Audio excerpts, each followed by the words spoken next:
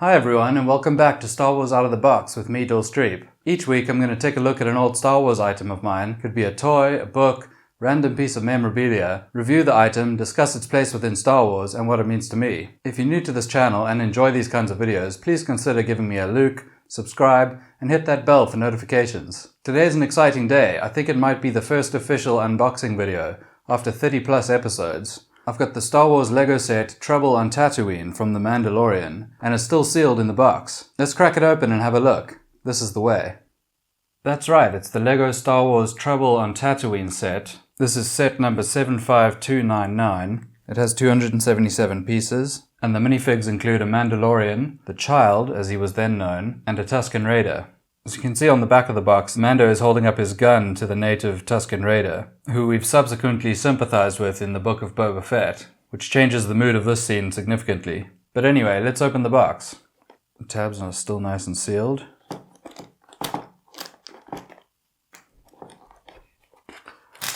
Inside we've got a couple of numbered bags, 1, 2, 3, as well as the sacred texts.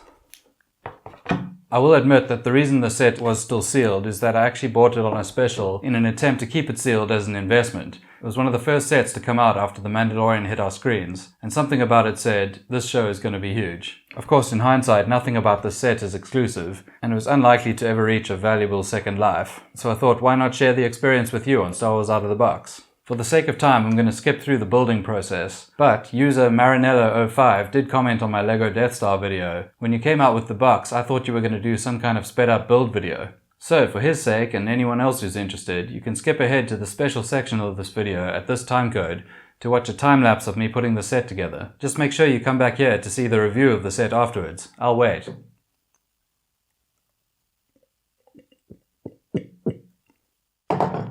Welcome back. So that was a quick and easy build, as you'd expect with under 300 pieces, and a couple of things to bring up. Firstly, there's quite a large number of spare pieces for such a small set.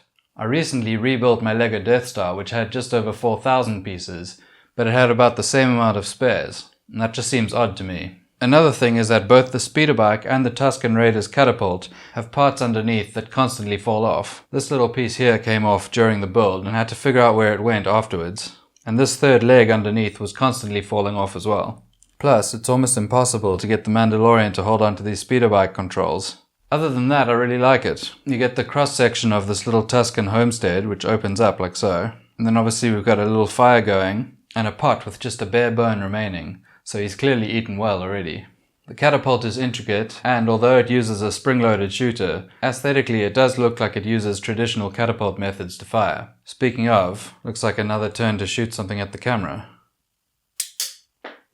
That's a miss. Lucky I've got a spare. Got my eye in now. Oh, so close. Just so close. I'm not usually one for buying a Lego set just for the minifigs, but I will say that after having a good look at this set, they definitely stand out as the most special part.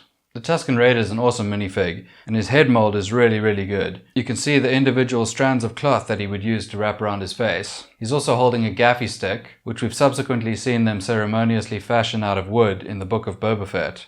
And is it just me, or was the Tusken Raider who jumps up in front of Luke in A New Hope your very first jump scare? There are two banthas down there, but I don't see any... Wait a second. They're sand people, all right. I can see one of them now.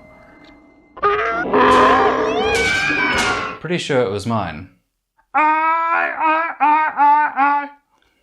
The Mandalorian looks awesome too, complete with cloth cape and pulse blaster. Unfortunately, you have to really lean him back to balance out the weight of the weapon. And no surprise here, but the Child is just as cute as he is on TV, if not more so.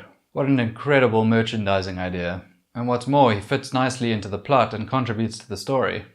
So that's my review of the Lego Star Wars Trouble on Tatooine set. Like most people, I really felt like it was something special when The Mandalorian first hit Disney+.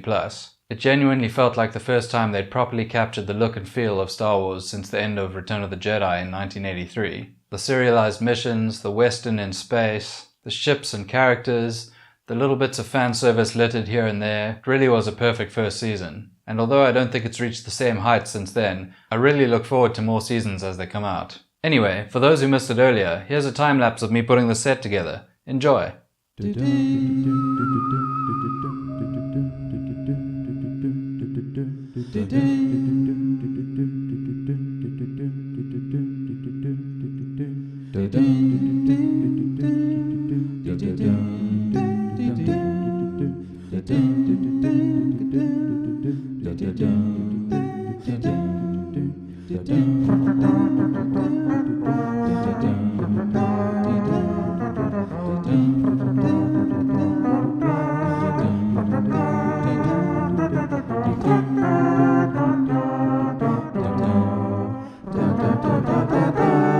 So that's it for another episode of Star Wars Out of the Box. If you did enjoy it, please give it a look, subscribe, and hit the bell for notifications. Until next time, I'm Dill Streep. Goodbye. So I thought, why not share this? So for his sake and anyone else who's interested, you can skip ahead to the special feature. I recently built the Lego Death Star.